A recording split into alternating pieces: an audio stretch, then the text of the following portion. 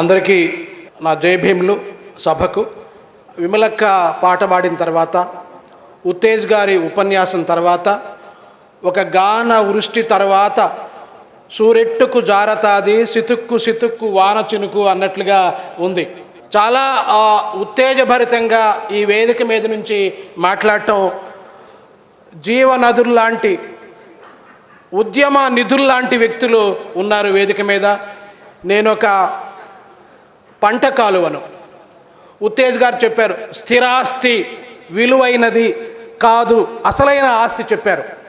నిజమే, స్థిరాస్తి అంటే ఆ స్థిరాస్తి అప్ అండ్ డౌన్స్ ఉంటాయి, షేర్ మార్కెట్ లాగా. అంతరించిపోని దానికంటే స్థిరాస్తి కంటే గొప్ప ఆస్తి ఉంది, దాని పేరు స్థిరా ఆస్తి. స్థిరా ఆస్తి తల్లిదండ్రులు పంచిన స్థిరాస్తులను పోషించటం కాదు, తల్లిదండ్రులు ఇచ్చినటువంటి స్థిరాస్తుల్ని ప్రపంచానికి చాటి చెప్పటమే గొప్ప ఒక సృజనాత్మక వారసత్వం.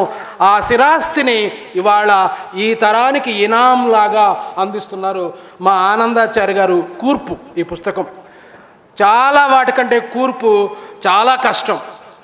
ఆ కూర్పుకు వెనక ఉన్నారు ఒక దారంలాగా, ఆధారంలాగా మా అశోక్ అన్న. ఇవాళ నాకు ప్రజానాట్య మండలి ఇందాక మిత్రులు పాట పాడినప్పుడు, నేను మా ఒంగోలులో నల్లూరు వెంకటేశ్వర గారి నేతృత్వంలో వందే మాతరం శ్రీనివాస్ గారు మా చేత ఎన్నికల భాగవతం అనే ఒక నాటకాన్ని మా పల్లెల్లో చాలా చోట్ల వేయించిన సందర్భం నాకు గుర్తొస్తూ ఉంది. నమ్మకు నమ్మకు నమ్మకు నమ్మకు మామో, ఈ కద్దారోళ్ళు కంతీరోళ్ళు మామయ్యా, ఇప్పుడు చుక్కా బోసి నోళ్ళు నీకు ఓహో, రేపు కుక్కలాగా చూస్తారు మామయ్య. నమ్మకు నమ్మకు నమ్మకు నమ్మకు మామో అని పాట పాడి ఆ పాటకు డ్యాన్స్ చేసిన ఆ సందర్భం నాకు గుర్తొస్తుంది. విరోచితమైన ఈ పోరాట భూమికి మా ఒంగోలు వందనం.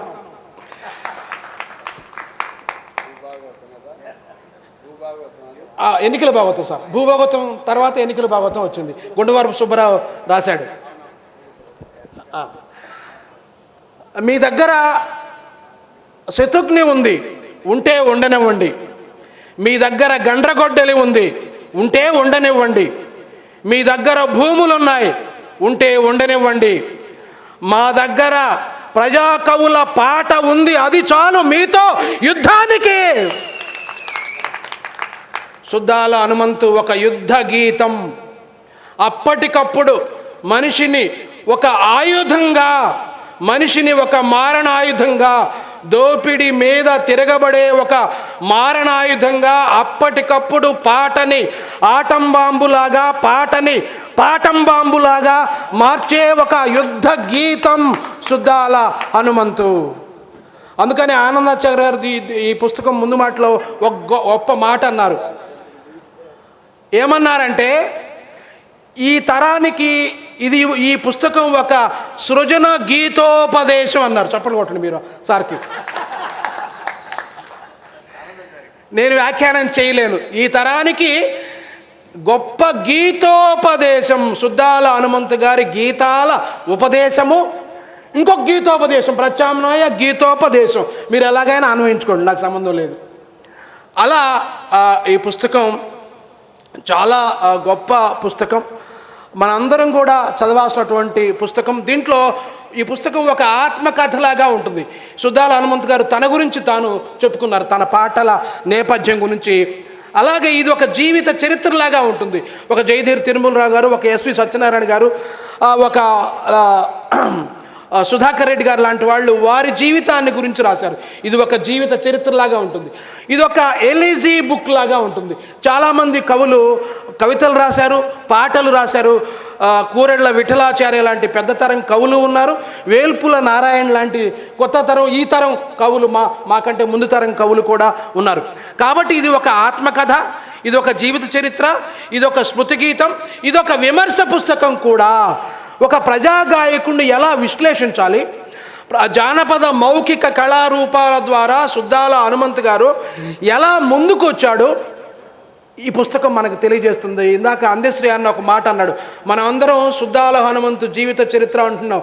ఆయన అల్ల ఆ మాట, మా బాపు రాసిన గొప్ప పుస్తకం అన్నాడు అందశ్రీ అన్న, చాలా కీలకం.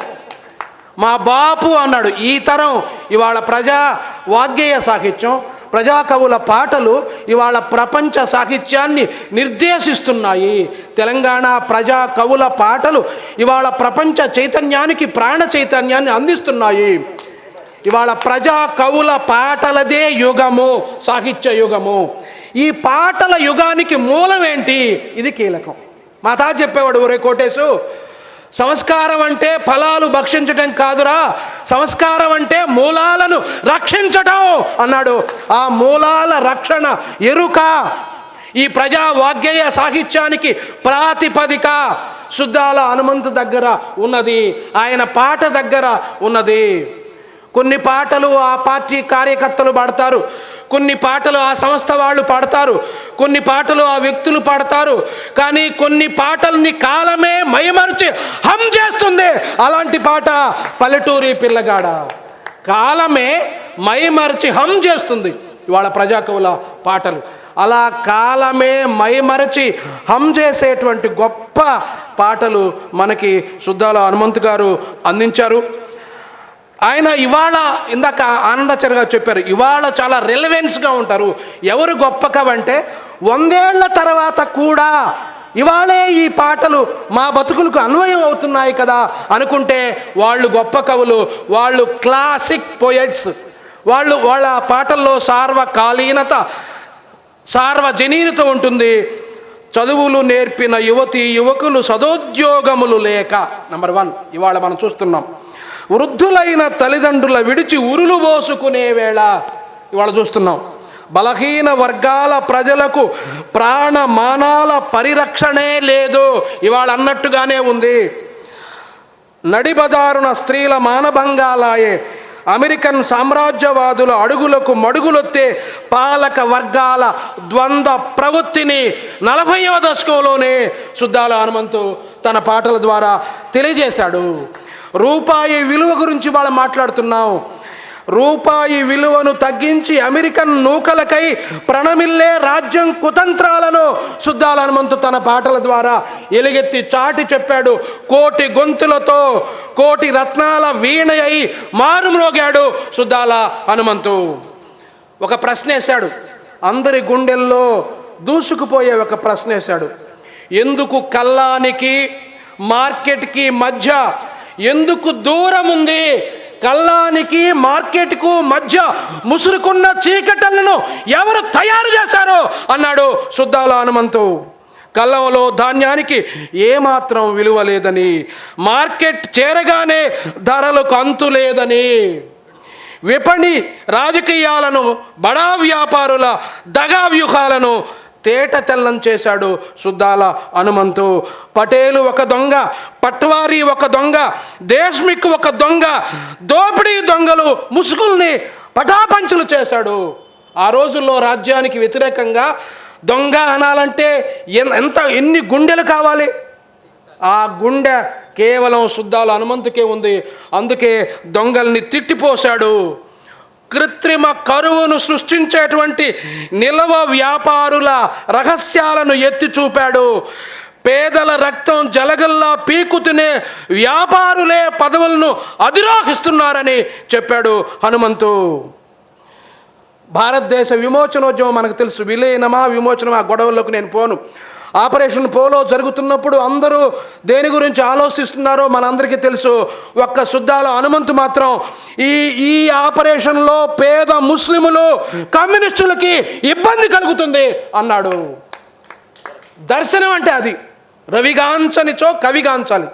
రవిగాంచని జీవితపు సన్నని సందుల్లోకి వెళ్ళి కవి 1000 కన్నులతో పరిశీలించి అణగారిన వర్గాల బాధల్ని కవిత్వీకరించాలి.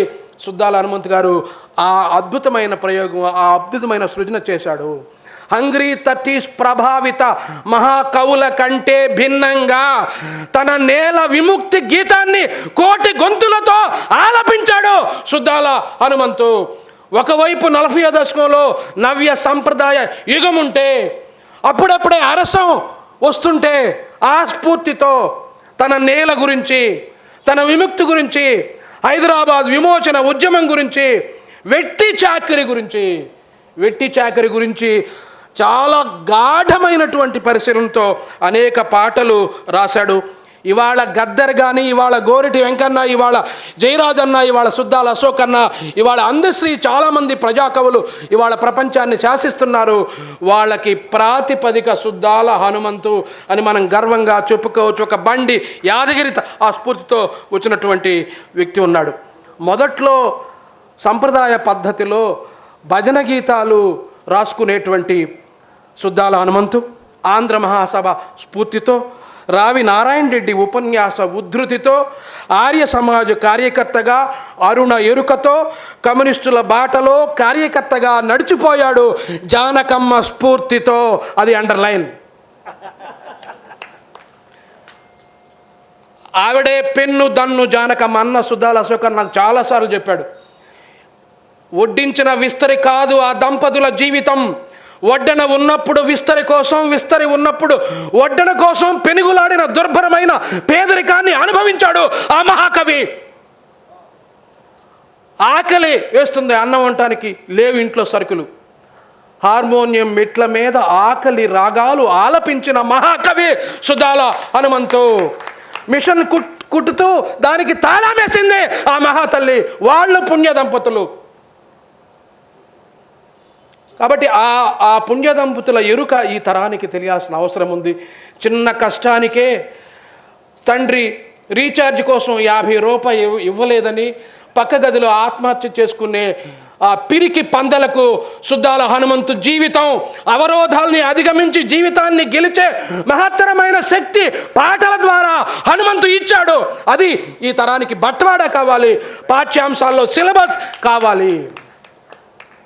ఈ పాటలు పాఠ్యాంశాల్లో హై స్కూల్లో ఉన్నాయి. ఆ తర్వాత ఎన్జి కళాశాలలో కృష్ణకౌండిని గారు సిలబస్లో పెట్టారు. ఇలా ఎంత విస్తృతంగా ప్రజాకవుల పాటలు, ఆయన ఒక్కడ పాటలే కాదు, ప్రజాకవుల పాటలు ఎంత విస్తృతంగా పాఠాల్లోకి వెళతాయో అప్పుడు నిజమైన వ్యక్తిత్వ వికాసం ఆ బిడ్డలకు కలుగుతుంది అని మనందరం కూడా ఆలోచించాల్సినటువంటి అవసరం ఉంది. ఆయన ఛందస్సు చదువుకోవాలా, కానీ జీవన వ్యాకరణ స్ఫూర్తి ఉంది. ఆయన వ్యాకరణం చదువుకోవాలా, జీవన వ్యాకరణ స్ఫూర్తి ఉంది. ఆయనకు ఛందస్సు రాదు, ఉద్యమ ఛందో గమనం ఉంది. ఆ జీవన వ్యాకరణ సూత్రాల్లో గుండా, ఆ ఉద్యమ ఛందో గమనంలో గుండా పాటల్ని అద్భుతమైన గేయ కావ్యాలుగా పలికించాడు ఆయన. చెప్పాడు ఆయన, నైజాము గోత్రాలు బూర్గుల రామకృష్ణారావు కెరుక. రామకృష్ణారావు గోత్రాలు నైజాము కెరుక, వారి వీరి గోత్రాలు రావి నారాయణ రెడ్డి కొరుకో అన్నాడు. అలాంటి పాటలు గద్దరన్న, తర్వాత విమలక్క, తర్వాత వచ్చినటువంటి మిత్ర, వాళ్ళందరూ ఆ పాటల బాణి ఇప్పుడు కూడా ఆ గొల్ల శుద్ధులు ఉన్నాయి. కాబట్టి మౌఖిక సాహిత్య మూలాల్లోంచి ఎవరు మహాకవులు అంటే మౌఖిక సాహిత్యంలో వాళ్ళే మహాకవులు. పొలాల్లో పని చేసుకుంటూ శ్రమ చేస్తూ పని పాటతో ఉండేటువంటి ఆ శ్రమజీవులే అణగారిన వర్గాల వారే మహాకవులు. ఆ మాలన్న, ఆ మాదిగన్న, ఆ చాకలన్న, ఆ మంగళన్న గురించి రాశాడు సుద్దాల హనుమంతు. ఇవాళ అస్తిత్వ ఉద్యమాలకి ఆ భావధార ప్రేరణ. కాబట్టి ఒక విస్తృతమైన సామాజిక దార్శనిక దృష్టి వారిలో కనబడుతుంది. నేను చదివిన తర్వాత ఎప్పటికప్పుడు అన్న సుద్దాల అశోక్ అన్న ద్వారా వారి పాటలు వింటూ, వారి సాహిత్యం చదువుతూ, అవార్డు ఫంక్షన్లో మాట్లాడటం వల్ల నేను కూడా సుద్దాల హనుమంతుని ఆవాహన చేసుకున్నాను అనిపిస్తుంది. ఆ ద్వారా ఆవాహన కావాలి. చావులేని ఆశయాల ఆవాహనే, అదే ఇవాళ కావాల్సింది. కాబట్టి ఇవాళ ఈ వేదిక మీద సుద్దాల హనుమంతు రక్త సంతకాలు ఉన్నారు. మా భారతక్క, మా అశోక్ అన్న, మా ప్రభాకర్ అన్న, మా సుధాకర్ అన్న, వీళ్ళు రక్త సంతకాలు. సుద్దాల హనుమంతు యుక్తి సంతకాలు, సృజన సంతకాలు ఉన్నారు. వాళ్ళందరూ మీరు, మేము. రక్త సంతకాలు ఉన్నారు సుద్దాల హనుమంతు, యుక్తి సంతకాలు ఉన్నారు, సృజన సంతకాలు ఉన్నారు, కళాశక్తి సంతకాలు ఉన్నారు. మీరు ముందు ప్రదర్శన చూశారు, పిల్లల ప్రదర్శన, వాళ్ళు కళాశక్తి సంతకాలు. కాబట్టి ఆ రకమైనటువంటి ఆ వైభవ ప్రాభవాలని, ఆ రకమైనటువంటి ఎరుకను ముందుకు తీసుకెళదామని నేను తెలియజేస్తూ సుద్దాల హనుమంతుతో కలిసి యక్షగానం రాశాడు అన్న బహుశా ఏ తెలుగు సాహిత్యంలో తండ్రి కొడుకులు ఇద్దరు కలిసి రాసినటువంటి బహుశా కావ్యం మృగ్యం అనిపిస్తుంది నాకు. బహుశా లేదు.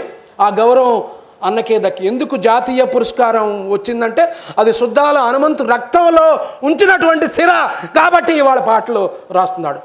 కాబట్టి ఇవాళ ఇలాంటి పుస్తకాలు రావాల్సిన అవసరం ఉంది. సంకలనాలు రావాలి. ఆనందాచార్య గారు తన కవిత్వాన్ని, తన వ్యాసాలు చాలా ఉన్నాయి, అద్భుతమైన వ్యాసాలు ఉన్నాయి. ఆ వ్యాసాలు వేసుకోవచ్చు, తన కవిత్వాన్ని వేసుకోవచ్చు. కానీ వ్యక్తి కంటే శక్తి ప్రధానము. మన ఒక పరంపరని ప్రజలకు అందించాలి, ఈ తరానికి అందించాలనే ఉద్దేశంతో ఈ సుద్దాల హనుమంతు సమగ్ర సాహిత్యం జీవితం అనే పుస్తకం అందరూ చదవండి. మా కళాశాలలో, సిటీ కళాశాలలో తప్పనిసరిగా సుద్దాల హనుమంతు పాటలు మారుమ్రోగుతాయి. సుద్దాల అశోక్ తేజ పాట ఆల్రెడీ సిలబస్లో పెట్టాం మేము అని తెలియజేస్తూ తప్పనిసరిగా ఈ పుస్తకం చదవండి.